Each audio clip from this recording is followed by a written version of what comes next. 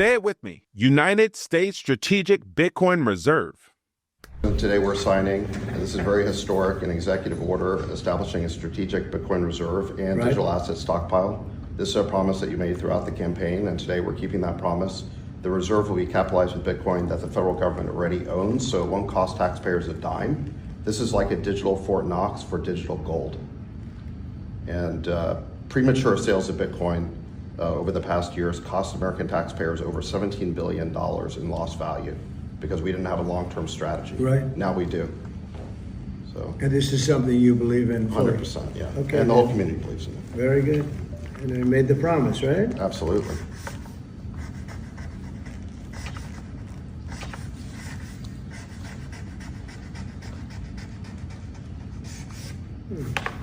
Okay. That's a good one. Last night, Donald Trump signed an executive order to create the United States' first strategic Bitcoin reserve. I thought that the government was going to ban it. I thought that this would never happen. Well, while you haters sit and rest in disbelief, you have to understand that this executive order also established a difference between Bitcoin and crypto. It said that this will come at no cost to American taxpayers, that Bitcoin was digital gold and a unique asset in global finance, and with a fixed supply of 21 million, there's a strategic advantage to being one of the first nations to create a strategic Bitcoin reserve. But the most important nugget in this document wasn't that the United States would not sell any more Bitcoin, but that it would look to acquire more Bitcoin. In the document, it said that the Secretary of Treasury and Commerce now have authority and are authorized to create a budget-neutral plan to acquire more Bitcoin. In a two-part episode, we're going to unpack exactly how I see the next 6 months playing out for the United States executing on this strategy. And I'm going to lay out 10 viable ways that the United States can inject over $1 trillion in a budget-neutral fashion into Bitcoin. Buckle in. This is going to be historic. This is Dante Cook with Bitcoin Simply. Let's go.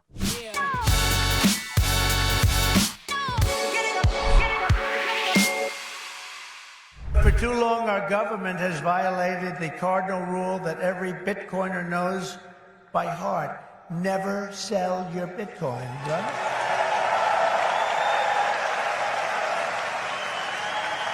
That's right, isn't it, huh? That's right.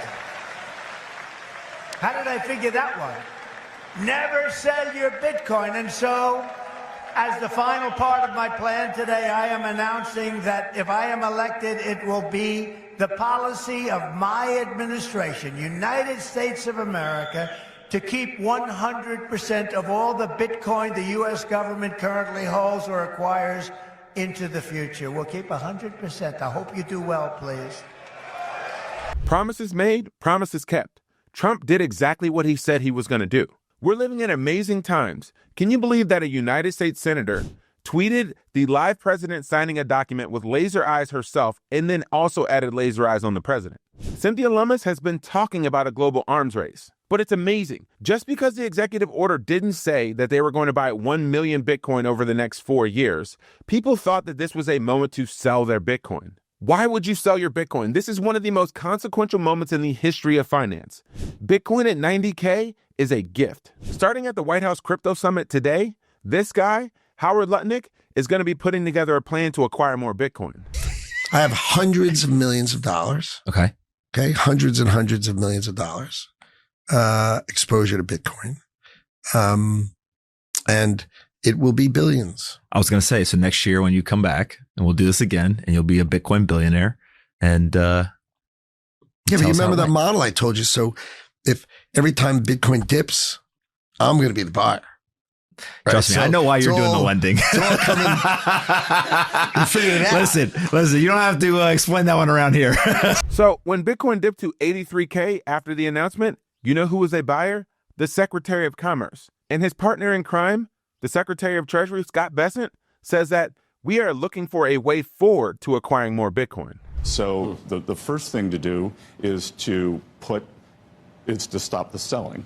So we are going to, after the victims are paid and all of that, any seized assets will go into this reserve, and then we'll see what the way forward is for more acquisitions for the reserves. For those of you who don't know who the victims are that he talks about in this clip, he's talking about the victims of the Bitfinex hack.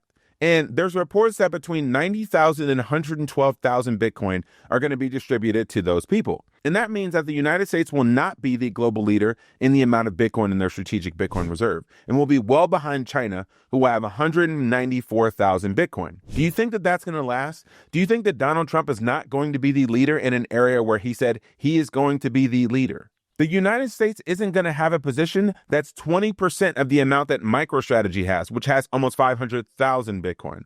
The United States over the next 6 months is going to put together a plan to allow them to acquire over $1 trillion more worth of Bitcoin. How? I'm glad you asked.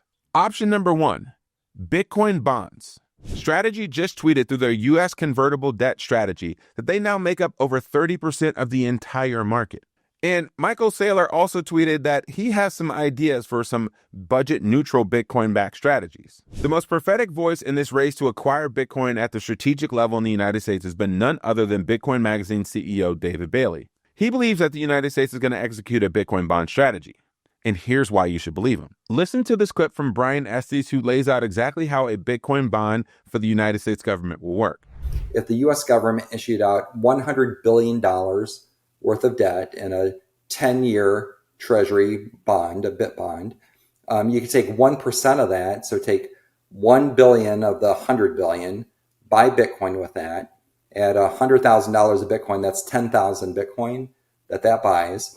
And so when that bond matures, the person, the company, or the owner, the eventual owner of that $100 billion worth of bonds, not only do they get the face value, they get the $100 billion back, but they also get the 10,000 Bitcoin that come along with that.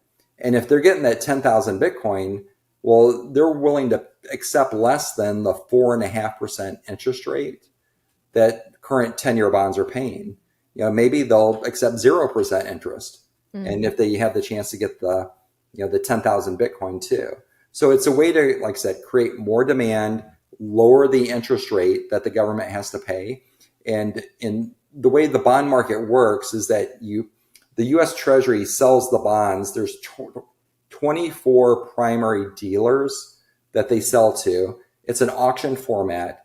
And so, the goal is just try it. Issue out $100 billion worth of bit bonds with 1% of it backed by Bitcoin and test the market, see what the demand is. And because Michael Saylor has already tested this and he's getting 0% interest, I would think that a U.S. government backed, it's backed by the full faith and credit of the U.S. government. You're going to get your money back, the face value back, plus the pro rata Bitcoin. I think those would sell for 0% interest. And there's a chance they actually could sell above par value, above face value. So it actually generates cash flow to the Treasury. And so the goal is just to have the Treasury try it. And just, it's not very complicated to do. And, and if we can get 0% interest and get above face value, it basically bails out the debt that we've accumulated over the past, 30 or 40 years. Here's why I say this is likely. And you're getting alpha from this show that you won't get anywhere else on Twitter. When you look at the Bitcoin bond white paper that's authored by Brian Estes, if you look pretty closely, you'll also see that the other co-authors are David Bailey and also Eric Weiss, the guy who orange-pilled Michael Saylor. So if you don't think that Michael Saylor is going to be at the White House at the crypto summit tonight saying that Eric Weiss is the guy who should be running this Bitcoin bond strategy for you, you're an absolute fool. That's how deals work in the real world. The second strategy that's incredibly viable and is worth up to $40 billion worth of funds going into Bitcoin almost immediately in a budget-neutral way, and that is the ESF, the Emergency Stabilization Fund. It's a treasury-managed fund designed to keep control of the value of the dollar in global markets. And so there's a basket of currencies, gold, and SDRs, but we're not going to get into the IMF SDR rabbit hole right now. What you need to know is that there's $40 billion worth of excess cash and liquidity that could be invested into Bitcoin right now. This has been authored by none other than the Bitcoin Policy Institute, meaning that this probably has legs. Option number 3, which I think is actually the most likely policy, and it also kills two birds with one stone for Trump's other America First energy policies, is, well, I'm not going to tell you exactly what that is yet. I'm going to get to our sponsors first, and I'll tell you right after the break. Speaking of never selling your Bitcoin and unlock liquidity using your Bitcoin, When you say those two things, you should think of Ledn, the leader in Bitcoin-backed lending. Ledn allows you to unlock liquidity in your Bitcoin without selling your Bitcoin. They've issued over $7 billion worth of loans to tens of thousands of customers. They were the first digital lender to do a proof of reserves, and they've never lost a single sat or single cent of customer money. Their process is pretty simple. If you want $10,000 worth of loans, you need to post $20,000 worth of Bitcoin. You can get approved in a loan process in less than 24 hours, and that includes in the state of New York. And if approved, US dollars or money in your local currency will be added to your bank account in less than 24 hours. I'm a customer of Ledn, and I wholly recommend this product. Go to ledn.ao/borrow to get started on your Bitcoin-backed lending journey today. And our next sponsor, The Bitcoin Way, helps you to become fully sovereign in your Bitcoin journey by helping you to take self-custody of your Bitcoin securely, privately, and confidently. They assign you members from their team who walk with you every step of the way as you remove your Bitcoin from third-party exchanges like Coinbase and put them on a hardware wallet and protect them with your private keys. For those of you who are newer to Bitcoin, it's always good to have a coach. As a former athlete, I highly recommend getting a coach, and a coach who knows exactly what they're doing, like the people at The Bitcoin Way, to help you on your Bitcoin journey. Go to thebitcoinway.com/simplybitcoin to get started with a free 30-minute consultation today. That's thebitcoinway.com/simplybitcoin. Option number 3, and one that I think makes tons of sense and kills two birds with one stone in Trump's already America First energy strategy. And that is funding the Bitcoin Strategic Reserve through Bitcoin mining. Couple reasons why I think this is the case.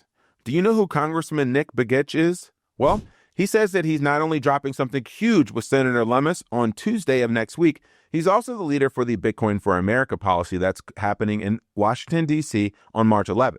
And you know where he's a congressman for? The state of Alaska. He's one of the biggest advocates for American energy dominance and has advocated for using excess energy, natural gas, and oil from Alaska in order to fund American strategic reserves. It's likely that we can, like Bhutan, who has the 5th largest Bitcoin strategic reserve in the world, use excess wasted energy in order to power our Bitcoin reserves. It's interesting that Michael Saylor tweeted out this story about Bhutan in the midst of all of the stuff coming out about the Bitcoin Strategic Reserve from Donald Trump. I find it highly curious and highly telling. And here's what's powering this modern-day gold rush: hydro-generated electricity. The government says its Bitcoin operation is carbon neutral. It relies only on water from the Himalayas. It's also very profitable, with Bhutan's computers being rewarded with Bitcoins that at current prices add up to millions of dollars a week. Bhutan is a small country. Large-scale manufacturing and agriculture aren't possible, almost all food is imported, and options for economic development are limited. I would be very worried if our government was buying Bitcoin, in trading in Bitcoin, but I think the kind of reassurance for us Bhutanese citizens is that the government is mining it. We are using the cheap hydropower, and instead of exporting it at a very cheap rate, we are using it to mine Bitcoins in the high mountains of Bhutan. Whatever I require for the chief executive of Bhutan's sovereign holding company says exploiting Bitcoin and other new technologies is vital to economic development. I think you cannot run away from blockchain, cannot run away from AI, how blockchain and AI will combine the industry of money, if I may say, and how money flows from one hand to another, because it's one of the biggest innovation in the space of money for humanity from the time we remember where money was discovered or invented. If the United States were to use its excess natural gas, or even things that Trump has denigrated and said he's cutting off with green energy tax credits and all of the other shenanigans that have been going on in wind and solar, you can see that it's pretty easy for the United States to begin funding its own treasury and reserve assets with excess energy that we already have in the United States. That is a budget neutral strategy that will allow billions of dollars to flow into Bitcoin. Option number 4, tariffs, which are actually budget neutral. In this case, we wouldn't be spending any American taxpayer dollars in order to buy Bitcoin. We're funding our Bitcoin strategic reserve from revenue that we're getting from other countries. Howard Lutnick has already talked about replacing internal revenue with external revenue. Stop it. You got to stop it. Tariffs are going to drive America better. Remember, we pay taxes into the Internal Revenue Service. Wouldn't it be amazing to stop paying taxes to the Internal Revenue Service and have the External Revenue Service of Make America Great Again replace our taxes? That's the goal of Donald Trump, And I think he's going to hit there. He's going to do everything he can to make that happen. And Scott Bessent has been adamant about what's coming down the pipe for the full tariff strategy being released on April 2nd. I don't think it's a radical change. It's just a much-needed course adjustment. And when we go back and look at what's happened, there's a new paper out called the China Shock. And it talks about what happened post-2004, that some of the communities recovered, but the workers never recovered. And that it was much more devastating on a human level. And what we are trying to do is make free trade fair trade, because the trading systems have become incredibly imbalanced. You see it with these the trade deficits that we run. You see it with the big surpluses that other countries are accumulating. So we're looking at tariff barriers, non-tariff barriers, currency manipulation, government subsidies, and in the EU, some of these gigantic fines that they're putting on our tech companies just because they see a big pool of capital. And we're going to push back on those. And at the end of the day, President Trump's been saying tariff is his favorite word. I think reciprocal may be his second favorite word. And we're going to put this at the feet of our trading partners on April 2nd. We're going to come out, talk about who's a good actor, who's a bad actor, to what degree they have put up barriers against us, and it'll be a choice. Either they can drop all the market manipulation and things like that they've done that have hurt American workers. And if they do that, then we could have more frictionless trade, or we'll put up the tariff wall, we'll collect a lot of money, and we will make the system fairer. This is going to drive billions of dollars of cash into the United States government system's coffers, which will allow it to buy Bitcoin without spending American taxpayer dollars, budget neutral. These are 4 realistic strategies that we can get excited about today, but I want to leave us with the final note that I think people are underestimating, is that the global race for Bitcoin adoption is going to be on now. Never mind that if the United States is not going to be one of the largest, but if not the largest buyer of Bitcoin in the world, other countries are going to be getting into that race. The United States government just put their seal on Bitcoin, which allows every hedge fund manager, every sovereign wealth fund manager, and every central banker to buy Bitcoin because it's an approved asset that's now differentiated from other crypto assets. Soon, corporations, billionaires, countries are going to be flocking to buy Bitcoin, which has a 21 million fixed supply cap. Every time I think about Bitcoin, I get really nervous that we're running out of time, certainly for the company to buy Bitcoin. We want to buy as much Bitcoin as we can before the price goes up. Right. I actually think it's a great thing that the price is weak now. It is a gift.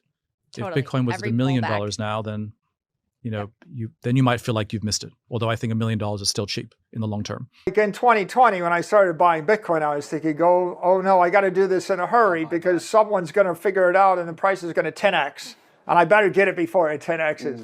So, I mean, that's a natural reaction when it finally clicks in your head.